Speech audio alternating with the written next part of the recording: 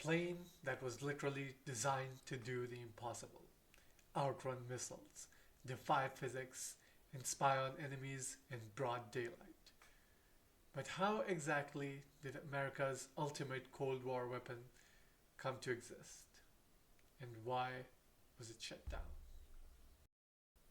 In 1960, America's spy game changed forever. A U-2 spy plane was shot down over the USSR, humiliating the United States and exposing a fatal flaw. Something was needed in the time that stealth technology did not exist, something that could outdo radar technologies. But how do you deal with radar technology and protect a literal flying fortress from being shot down by missiles? Entered Clarence Kelly Johnson, a renegade engineer with a motto: speed is life. His team at Lockheed's Skunk Works didn't just build him a plane. They created a titanium beast, one that laughed at missiles, Mach 3.3, 85,000 feet, and a radar signature smaller than a bird. Enter SR-71. 93% titanium, engines running hotter than lava, and fuel so secretive it doubled as a coolant. Oh, this wasn't a plane, it was a metallic paradox. Imagine a machine built in the 1960s, when computers filled entire rooms, when the moon landing was still a dream, and yet the SR-71 flew, at Mach 3 nonetheless, its titanium jet skin glowing red hot, outrunning missiles with the elegance of a predator.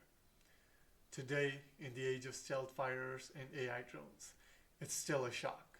This Cold War relic is faster than most, tougher than sci-fi fantasies, and more audacious than anything built since.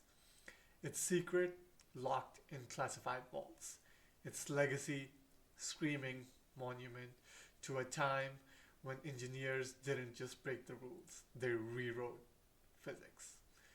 The SR-71 wasn't just ahead of its time, it defied time itself.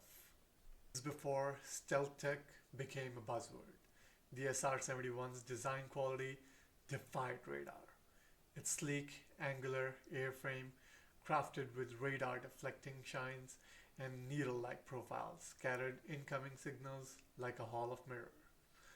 The engineers coated it in iron ball paint, a primitive radar-absorbing material laced with ferrite particles, while its gap-sealed titanium skin minimized heat signatures. Even the engines were buried deep within its wings, shielding their telltale exhaust from infrared detection. This wasn't stealth as we know it. No, it was a Cold War cheat code, blending speed, shape, and sheer audacity to slip through the enemy's defenses. The Blackbird did not slip through defenses. It dared the radars to lock on and see if they could challenge. For 32 years, the Blackbird danced through the Soviet missile screens, snapping photos so sharp they could count tanks from space. Over 4,000 missiles fired, and not a single hit. Why? Because when you see a missile, you don't dodge, you accelerate. The SR-71 retired in 1998, but its legend lives on. It's still the fastest air-breathing plane ever built, a screaming relic of the Cold War's audacity. In 1998, they retired the SR-71 for one reason and one reason alone: money.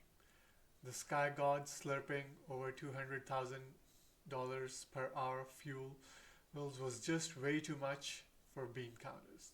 Satellites and drones took over, cheaper, safer, and boring.